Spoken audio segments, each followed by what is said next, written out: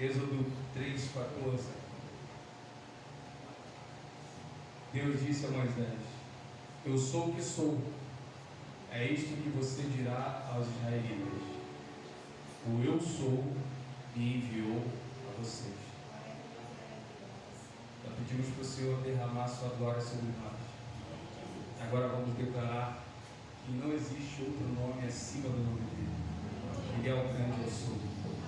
E o grande eu sou está nesse lugar. Amém?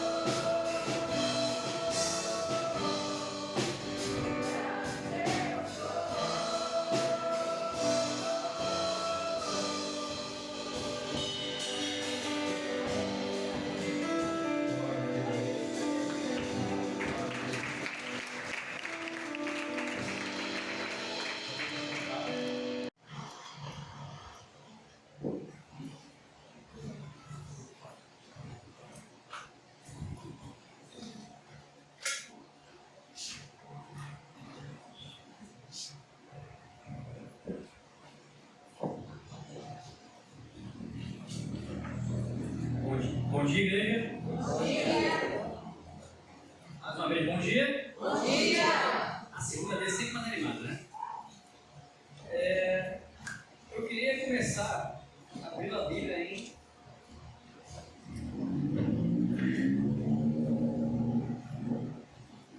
Romanos 12, 1 e 2. O irmão Rossinho pegou uma peça na gente. Ele falou, eu tinha esquecido de ficar lá. Eu fiquei cantando a música na cabeça. Gente, acho que não. Amém? Amém. Portanto, irmãos, peço pela misericórdia de Deus que não se ofereçam ao corpo de vocês como sacrifício vivo, santo e agradável de Deus. Tá certo. Sacrifício vivo e santo e agradável a Deus. Este é o culto racional de vocês. Não se amoldem ao padrão deste mundo, mas transformem-se pela renovação da sua mente, para que vocês experimentem a boa, agradável e a perfeita vontade de Deus. Oremos. Senhor Deus, meu Pai, muito obrigado pela minha vida. Senhor, eu te agradecer pela oportunidade de mais uma vez estar aqui pregando essa palavra. Que o Senhor não me permita trabalhar a sua vontade, que eu possa falar o Senhor que no meu coração e que possamos aqui aprender um pouco mais e sair aqui transformados. Cada dia melhor na sua palavra. Eu te peço e agradeço em nome de Jesus. Amém. O tema de hoje é um tema engraçado, porque eu já peguei ele antes, né? Mas, se os irmãos lembram, eu não peguei em dezembro. E foi engraçado, porque ele veio certamente, ele veio certo com o dia de hoje. O nosso tema de hoje vai ser Se Posicione. Eu fiquei pensando, né, sobre isso e falei, cara, vai ser maravilhoso, porque estamos aqui no primeiro culto do ano. Né? Nós fazemos várias metas, né, para o ano quando a gente começa. Normalmente a gente acaba abandonando no meio do ano, né? Ou até antes disso. Às vezes, antes do carnaval, a gente já abandonou a meta. Acho que todo mundo faz isso, é normal. Mas que esse ano a gente possa ter uma meta diferente, que eu botei no meu coração, que é nos posicionar mais. Tá? E eu vou explicar um pouquinho. Como veio isso na minha cabeça? Em novembro, no final de novembro, das últimas atividades da embaixada, nós fizemos um cinema aqui. E o filme escolhido foi Deus Não Está Morto. Todo mundo conhece? Todo mundo já viu? A maioria já viu. Para quem não viu, eu vou dar uma explicada de leve, vou tentar não dar muito spoiler. Tá? É um menino, ele é jovem, ele está na faculdade, e aí ele vai para a faculdade. Ele namora a menina, e eles dois juntos para a mesma faculdade. Né? E aí ele entra numa aula de filosofia. Lá, as aulas, a faculdade americanas, ela não é igual a nossa, que você vai direto porque você quer. Você entra lá, faz umas aulas básicas, depois você tem nota para entrar na faculdade que você quer, direito, engenharia, etc. E aí ele precisa fazer uma aula de um professor mega carrasco, né? É um professor de filosofia. E ele fala, a primeira coisa na minha aula, para a gente poder avançar com isso aqui sem problemas, é que vocês admitam que o humano está por si só e não existe nenhum tipo de Deus. Então, para a gente poder avançar com a minha aula, ele distribui os papéis, né? E fala, você só tem que escrever Deus está morto. A gente passa essa aula e vai para a próxima. E aí esse menino, ele é o único evangélico da sala dele. E ele fica incomodado, ele fica pensando, será que eu escrevo e crio um problema ou será que eu deixo passar e tudo mais? A maioria das pessoas mostram no filme as câmeras, as pessoas que querem passar por lado, e fica esperando. E aí, quando chega por último, eles querem dar. Aí o professor fala, quem? Eu esqueci o nome do pessoal, quem é Jacob, alguma coisa. Quem é Jacob? Aí eu. Por que ele escreveu que Deus não está morto? Ele, porque eu não acredito que Deus está morto. E aí ele fala, então você acha que você é melhor que eu? Ele, não é isso, enfim. Ele fala, tá bom. Graças a você, a gente vai ter uma matéria extra, não sei o que, eu pessoal com raiva dele, e você vai ser obrigado a defender por 4 semanas que Deus está morto. Vou fazer uma bancada aqui na faculdade, né? Não está morto. Vou fazer uma bancada aqui na faculdade e eu vou ficar lá atrás, vou tentar interromper o mínimo possível e você vai tentar provar pra gente que Deus não está morto. E aí, beleza? Só que o filme vai mostrando que ao longo do tempo a vida dele vai... O filme tem vários casos, né? Mas esse é o meio central. A vida dele vai passando por vários altos e baixos, né? Porque o professor fala para ele, no final da aula, cara, você é muito corajoso, mas você é muito. Porque eu vou te reprovar, e você reprovando na minha aula, você não vai ter crédito para fazer direito, para você que você quer fazer. E ele fica pensando, e a pessoa fala, vou te dar uma chance, você pode desistir. Na próxima aula você chega lá e diz que é isso mesmo, então tá tudo certo. E aí ele conta para a namorada dele, que também é da igreja, né? E aí ela fala, você é bom, você não quer ter feito isso, você provocou ele, ele vai acabar com você, ele vai acabar com a nossa vida, porque a gente planejou toda uma vida junta, que você tinha que passar na faculdade, e tinha que morar, não sei o quê, então você tem que desistir disso. Ele fala, tá, vou pensar. Só que algumas coisas vão acontecendo, ele vai para a igreja, né? O pastor também está no problema com fé. E ele fala isso com o pastor. Aí ele fala, cara, eu tô pensando em desistir. E o pastor fala, aquelas pessoas aí na sua sala, elas têm contato com Deus? E ele fala, não, então você vai ser o único contato que tem com Deus. Eu não vou te dizer nada, mas eu vou dizer isso pra você. E aí ele vai lá e ele começa a defender. E é claro que o cara é muito inteligente, começa a quebrar todos os argumentos dele. Enfim, as coisas vão acontecendo. A namorada dele chega e dá um enquadro nele. Tu não parou com isso, cara, você é maluco, você vai ser reprovado. Enfim, eles terminam o namoro. Ele fica muito triste, as coisas vão caindo assim. Mas ao final, ele provoca todo o movimento. No final, todos os casos do filme, todas as histórias se conectam. Né? Ele consegue convencer o pastor dele, o professor dele, que ele descobre uma pessoa que é amargurada, que perdeu a mãe muito cedo, e a mãe tinha muita fé, e ele não tinha muita fé. E aí uma menina que era muçulmana, trabalhava no café, ouviu a história e se converteu, estava se expulsando de casa. Um menino que era japonês, estava ouvindo a aula dele, ligou para o pai dele desertou ele. E aí, enfim, várias coisas acontecem. E aí isso veio para o coração, né? Não vou poupar mais spoiler, né? Porque já falei tudo, mas vejam tudo. E aí, no final, a lição do filme deixa que todas aquelas histórias se conectaram por causa de uma atitude que ele teve. E não era a atitude mais fácil. O mais fácil para ele era chegar para trás e deixar, cara, o que mudaria na vida dele? Ele tem a fé dele, ele só quiser deixar o povo passar para lá e viver a vida dele. Mas ele escolheu lutar pela vida dele estava. Isso veio na minha cabeça, eu fiquei pensando nisso, e como eu sou muito nerd, eu tenho que buscar uma referência em algum lugar.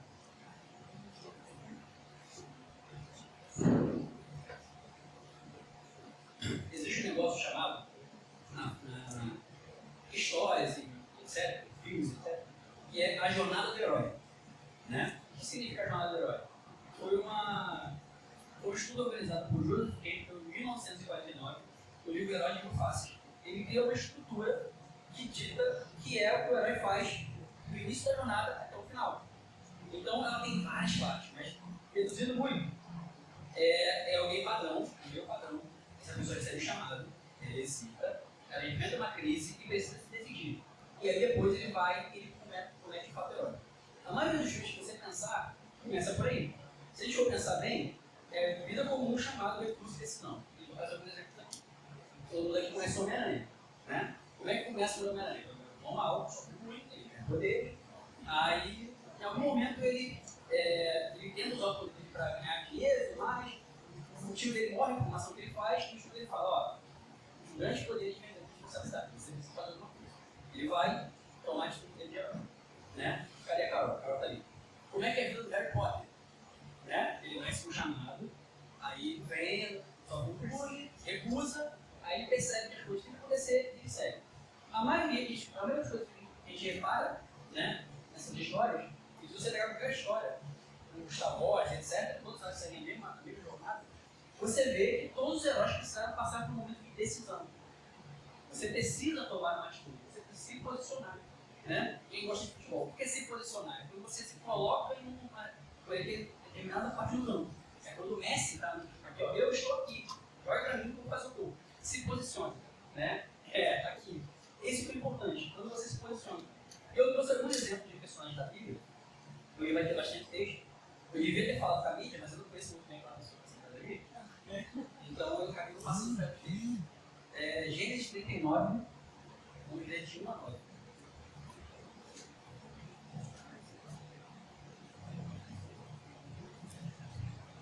Esse o pessoal está careca de saber, né? O pastor fez recentemente um estudo sobre o plano de José, no meio do 1 a 9. José havia sido levado para o Egito, onde o egípcio Potifar, o céu de Faraó e capitão da guarda, comprou os ismaelitas que os tinham levado para lá. O Senhor estava com José, de modo que ele foi um homem próspero na casa do seu senhor egípcio. Este percebeu que o Senhor estava com José e que o fazia prosperar em tudo que ele realizava. O senhor de José se agradou dele, e José lhe serviu. Potifar o carregou da sua casa e lhe confiou todas as suas posses. Desde que o carregou da sua casa e de seus bens, o Senhor abençoou a casa do egípcio por causa de José. A bênção do Senhor estava sobre tudo que Potifar possuía, tanto em casa como no campo. Assim, deixou os cuidados de José tudo que tinha e não se preocupava com coisa alguma, exceto com a própria comida. José era atraente e boa aparência. Atrás de uma comida. Depois de certo tempo, a mulher do seu senhor começou a olhar para ele com desejo e convidou. E disse: Ele, porém, recusou e disse: meu senhor não se preocupa com coisa alguma na sua casa. Deixou tudo que tem aos meus cuidados. Não há ninguém nesta casa maior do que eu. Ele nada me ligou, a não ser a senhora, que é a mulher dele. Como poderia eu, então, cometer algo tão perverso e pecar contra Deus?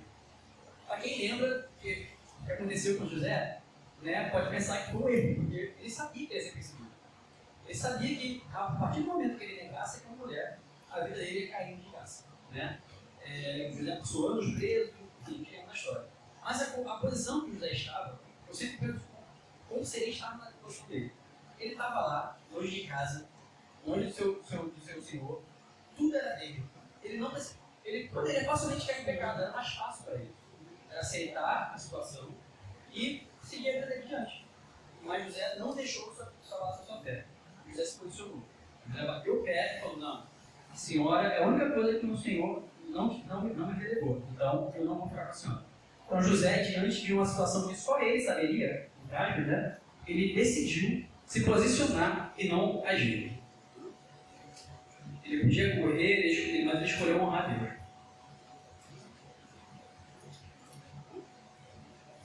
Vamos agora para Daniel 6, de 4 a 10.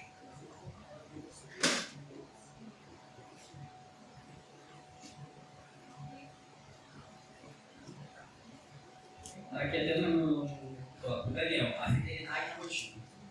Diante disso, os supervisores e os sátrapas procuraram motivo para acusar Daniel em sua administração governamental, mas nada conseguiram. Não puderam achar nele falta alguma, pois ele era fiel, não era negligente nem corrupto. Finalmente, esses homens disseram: jamais encontraremos algum motivo para acusar Daniel, a menos que seja algo relacionado com a lei de Deus, com a lei de Deus dele. Assim, os supervisores e os sátrapas, de comum acordo, foram falar com o rei: ó rei Dário, vive para sempre. Todos os supervisores reais, os prefeitos, os sátrapas, os conselheiros e os governadores concordaram que o rei deveria emitir o decreto e impor uma proibição, segundo a qual todo aquele que orar a qualquer Deus ou a qualquer homem nos próximos 30 dias, exceto a ti, ó rei, seja atirado na cova de leões. Agora, ó rei, emite o decreto e assina-o para que não seja alterado, conforme a lei dos medos e dos persas, que não pode ser revogada. Assim, o rei Dário assinou o decreto. Também tivemos, o pastor falou recentemente sobre Daniel. Foi engraçado, porque a tia Teresa comentou sobre Daniel hoje de manhã. E Daniel foi mais um caso. Era muito fácil para Daniel. Ele estava numa situação de exilado, né? Mas ele tinha muito conhecimento, então ele era um exilado prêmio, vamos dizer assim.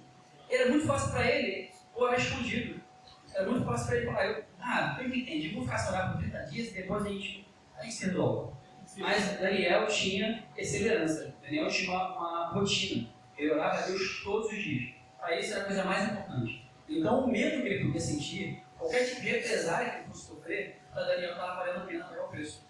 Então Daniel vai lá, para quem lembra da história, né? Dá uma resumida. Daniel vai lá, ora, pega ele, joga na cova dos leões e os leões não devoram. Os leões nem levantam para atacar. A partir do momento que eles tiram os leões, eles tiram Daniel, botam os conselheiros, os sátrapas, e levam para o leão e comem eles todos. Então, Daniel foi mais um caso. Era muito fácil ficar escondido. Era muito confortável para ele, né? Ou dizer assim, renegar o chamado do herói. Sentar em casa e esperar 30 dias, são só 30 dias. O mês passa muito rápido. Mas ele escolheu não ficar 30 dias. Ele escolheu ser fiel ao Senhor. O Senhor fez grandes coisas também na vida dele.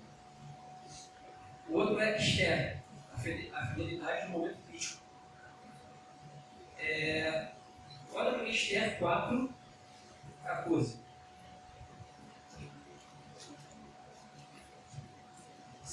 Esse é o Mordecai, o primo de Esther, que usou dela, falando: se você ficar calado nesta hora, o socorro e o livramento surgirão de outra parte para os judeus, mas você e a família do seu pai serão mortos. Quem sabe se não foi para um momento como este que chegou à sua posição de rainha.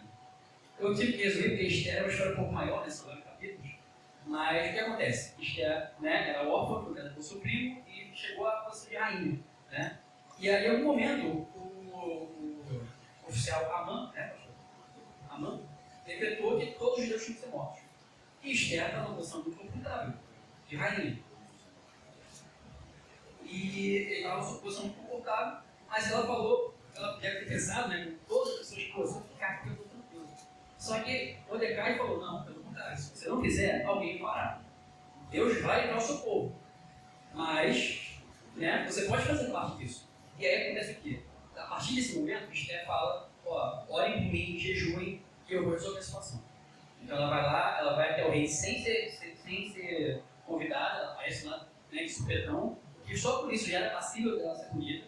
Mas ela vai lá, ela se posiciona, e a partir disso, o decreto é anulado e a mãe morre.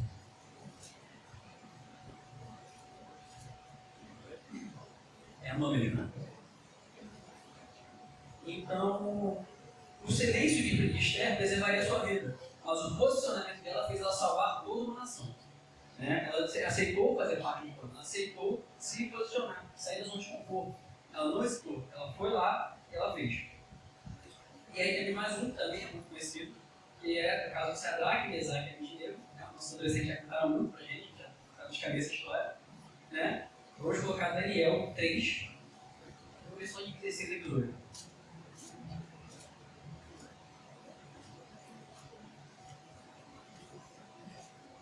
Sadraque, Mesaque e Abednego responderam ao rei: ó Nabucodonosor, não precisamos defender no jeito de ti. Se formos lançados na fornalha em chamas, o Deus que servimos pode nos livrar-nos e nos livrará de todas as tuas mãos, ó rei. Mas se ele não nos livrar, sabe, ó rei, que não serviremos aos teus deuses, nem adoraremos a imagem de ouro que mandaste erguer. Nesse momento era um momento parecido com Daniel, né? Eles foram obrigados a escolher entre a vida e a própria fé. Eles tinham que louvar uma figura feita por Nabucodonosor, mas eles escolheram. Eu acho muito, como eu sempre falo, entrar na palavra. Imagina como é que ele está de frente para ele. É uma pessoa que faz assim, você morre. E eles chegaram e falaram: ei, pode fazer o que você quiser. Se Deus não me salvar, Deus não me salvar. E se não salvar também, eu não vou servir ninguém, faz o que você quiser. Imagina a coragem e a frieza, a calma do Espírito Santo para você fazer o que a gente não.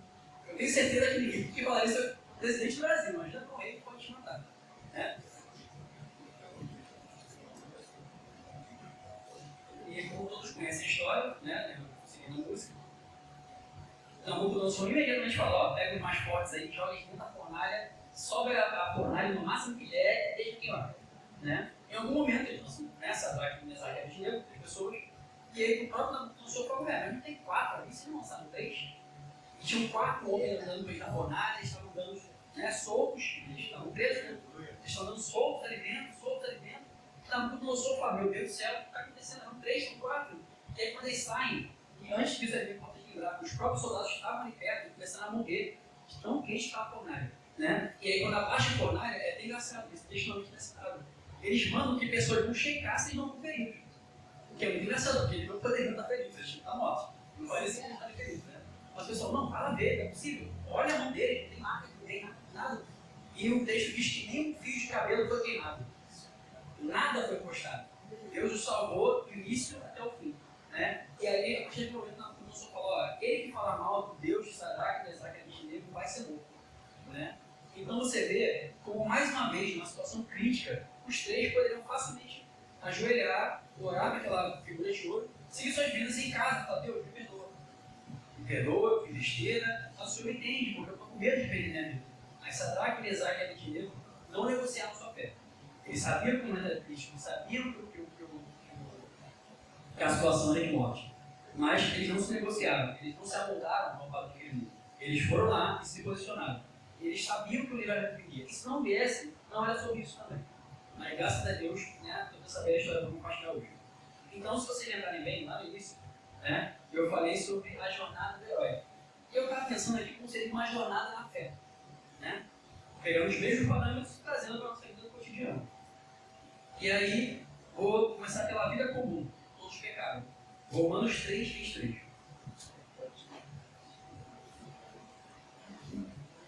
Pois todos os pecados estão destituídos da glória de Deus. Isso é bem famoso. Lembra que eu falei lá atrás, todo herói, todo personagem é uma pessoa comum, está vivendo sua vida, até que algo acontece e faz com que isso seja. No nosso caso, é a nossa morte. Nós nascemos, é até curioso, né? Nós nascemos mortos, porque foi a professora de português, a gente nasce morto, a gente nasce empatado para a condenação eterna. Mas a partir do momento que Deus entra na nossa vida, aquilo muda. Então a nossa vida comum é a vida em pecado. E aí depois temos a parte do chamado. Cristo bate a porta. Apocalipse 3:2.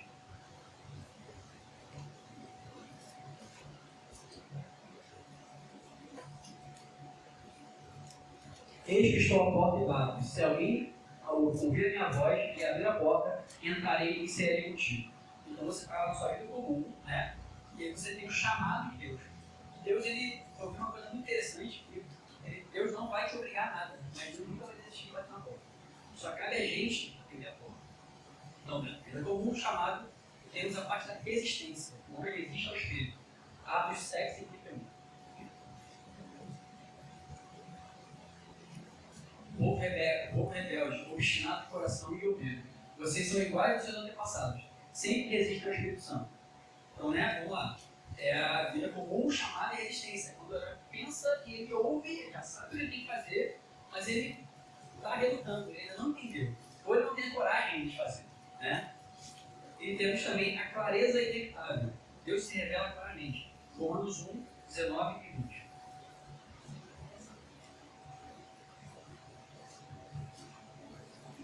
Paulo, servo do Senhor Jesus. Pois o que Deus se pode conhecer é revelado entre eles, porque Deus lhes revelou. Pois, desde a criação do mundo, os atributos invisíveis de Deus, o seu eterno poder e sua natureza divina, têm sido vistos claramente, sendo compreendidos por meio das coisas que são criadas, de forma que tais homens são indesculpáveis. Ou seja, para dizer assim, olha só, todo mundo, tudo que você já tinha que saber, você já sabe. Então, a partir do momento que você já sabe disso, você não tem mais perdão. Ninguém é mais frustradinho, já sabe o que está acontecendo. Né? Então, mais uma vez, vida comum, recebemos um chamado, fomos filhos do chamado, recebemos um chamado, e aí vem essa clareza inevitável, que também é chamada de crise, né? Do cabelo. E é engraçado, porque outra coisa que eu estava lendo, uma pesquisa sobre isso, é que a crise, Deus nunca vai te obrigar a seguir ele, mas ele vai te obrigar, ele vai te passar várias crises até lá. Pode ser que você venha no amor, né? Pode ser que você venha na dor. Porque Deus vai sempre te jogar numa situação de crise, ele sempre vai te jogar numa situação de pensar, uma situação que você tem que levar clareza. Né? E a parte da decisão, confessar e crer. Romanos 10, 9 e 10.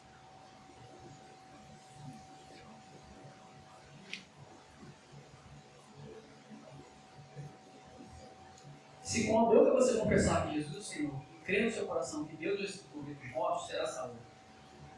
Porque com o coração se crê para a justiça e com a boca se confessa para a salvação. Então, um pouquinho diferente, né? Mas essa é a parte que, né, voltando para o arquétipo, o herói aceitou a missão. Já entendeu, já pensou, passou vários momentos que ele fala, tá bom, a minha vida é essa. Eu aceitei o coração, eu já entendi, ele bateu minha porta, eu aceitei o chamado e agora eu vou seguir. E uma frase que eu escrevi aqui é que se na jornada de herói alguém aceita uma missão, na jornada de fé, quando o pecador atende um chamado. Ele entende o que Deus quer para a vida dele, ele entende o que ele fez de errado. Você sabe que eu estava vendo um vídeo esses dias que o cara falava sobre mas eu não posso fazer isso porque eu não venci o pecado. Gente, só uma pessoa que venceu o pecado. Ninguém vai vencer o pecado. Eu não venci o pecado. Infelizmente, o pecado faz parte de nós. A gente pega sem perceber, a gente vai andando, a gente vai pensando. Né? Então a gente, né, às vezes pensa assim, poxa, mas eu não posso fazer isso porque não é sobre isso. Deus sabe dos seus pecados.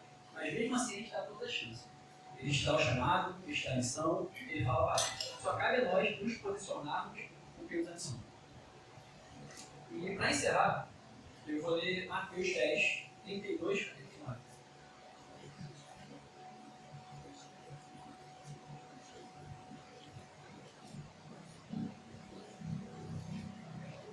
Todo aquele que confessar diante dos homens, também eu confessarei diante do meu Pai que está no céu. Mas aquele que me negar diante dos homens, também eu negarei diante do meu Pai que está no céu. Não pensem que vim trazer a paz à terra, eu não vim trazer paz, mas a espada. Pois eu vim para fazer o homem que fique contra seu pai, a filha contra sua mãe e a nora contra sua sogra. Os inimigos do homem serão da sua própria família.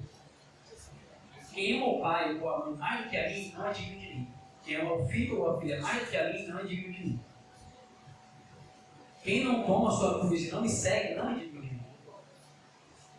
Quem acha que a sua vida perderá, quem acha a sua vida perderá, mas quem por minha causa perde a própria vida, a encontrará.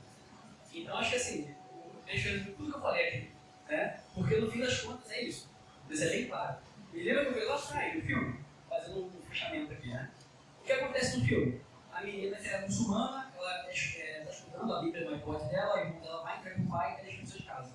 O menino, que era japonês, e o pai não acreditava em Deus, ele ligava, falava, o pai não acreditava, o pai dele falou, cara, chega disso que eu passei com você. E é isso que o texto está falando. É isso que o texto se refere quando fala que nós não seríamos de pessoas próximas da nossa própria família. Outras vezes, a pessoa muito próxima de você não gostou de uma coisa que você já falou da fé, não é contra o pensamento seu. Eu já ouvi um amigo meu falar que eu acho isso na minha vida. Um amigo de infância, amigo que eu conheci na igreja, mas ele falou, pô, que desperdício de vida. Né? Então, isso vai acontecer. A gente vai se posicionar, e quando ele se posiciona, a pessoa vai se posicionar contra a gente. Pensamentos vão se posicionar contra a gente. Quando a gente aceita o nosso chamado, quando a gente aceita a nossa fé pública, isso faz parte do pacote, infelizmente. Mas é o que Deus está falando lá na época dele. Isso não mudou até hoje. Então, a fé não pode ser só interna. A confissão de fé tem que ser pública. Inclusive, isso é uma parte dessa nossa normativa. Né? Seguir a Cristo exige posicionamento. E para encerrar, depois do que Deus falou, você tem duas opções. Ficar em silêncio, neutro, ou se decidir se posicionar. Amém.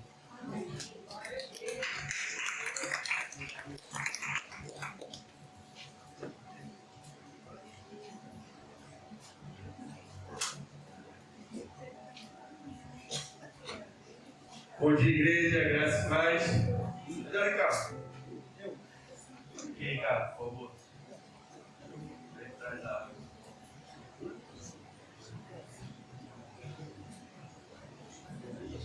Espírito de Deus continue te abençoando. Que você continue vendo os filmes, mas lendo a Bíblia. Verdade? Se a gente estivesse em casa, a gente fala que o Bíblia tem uma linguagem muito mais jovem para adolescente. Isso é bênção. Igreja jovem, adolescente, criança, e a palavra é para todos. Tu pode perder a palavra. Glória a Deus. E nós vamos ter conhecer do Espírito. Tenta diminuir, até o botãozinho sai do 2 e vai para o 1,5. Acelera muito, diminui um pouquinho só a velocidade. Eu achei que ele diminuiu hoje, não foi?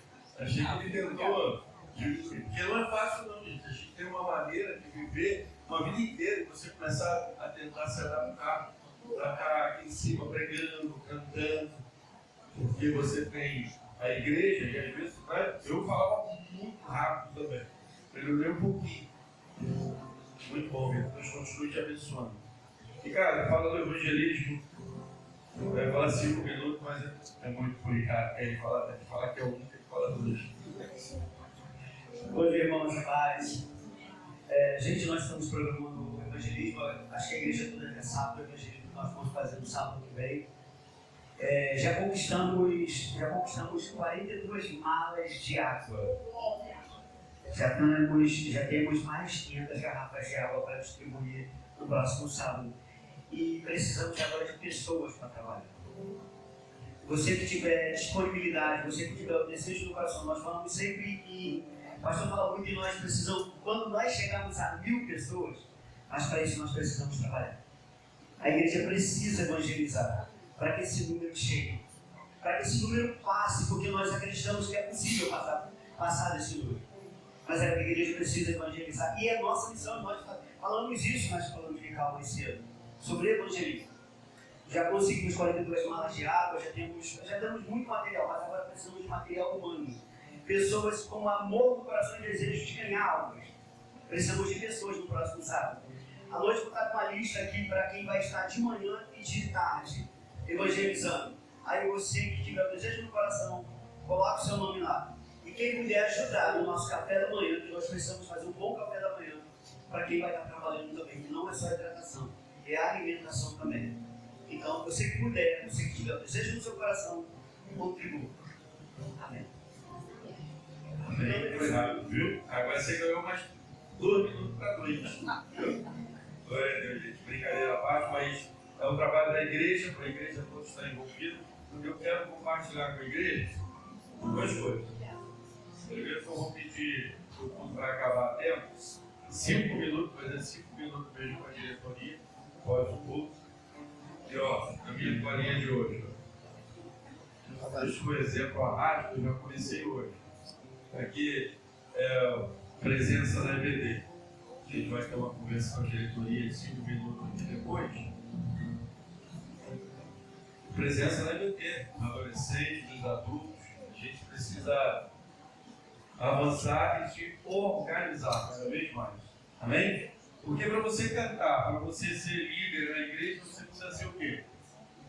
Vista, atuante na célula, atuante na EBD. Como que a gente vai saber quem é atuante se a gente não tem um controle de presença? Agora, o pastor sabe. Cabeça assim, quem coloca, quem vem, quem coloca, quem vai, eu sei. Eu fico tanto aqui quanto na célula. Tá? Porque as células são separadas, mas eu tenho um grupo com todos os líderes. E aí, todas as células, eu vejo quem foi em todas as células e quem não foi. Amém? Vamos louvar? Vamos terminar louvando? Não esqueça, hoje nós temos à noite Senhor. Você é convidado, convide amigos, parentes, convide visitantes para estar na casa do Senhor, para ouvir da palavra. Amém? Eu quero aproveitar para deixar uma palavra. Eu preciso da contribuição da igreja. Talvez que a gente tiver uma programação especial para a gente estar ajudando com alguns cuidados. A gente está crescendo ainda. Desligar os ventiladores, né? Porque o consumo de energia. Daqui a pouco a gente vai ter que desligar o ar-condicionado. Eu creio nisso. Ou seja, a gente precisa ter esse cuidado. Porque é nosso. Saiu todo mundo, desliga o ventilador. Né? Daqui a pouco a gente vai desligar o ar. E muito cuidado também com papel, com copo. Se vocês verem, toda vez que eu levo um copo descartável, eu boto ali, eu nunca bebo água toda. Eu deixo um pouquinho. Se você beber água toda, o litro todo, ele vai voar. E você não vai sair correndo para quê? Então, se você deixar um pouquinho, entendo que fica muito calor. É muito difícil. Mas vamos cuidar. Amém? Vamos louvar? Vamos terminar louvando? Vamos ter fé?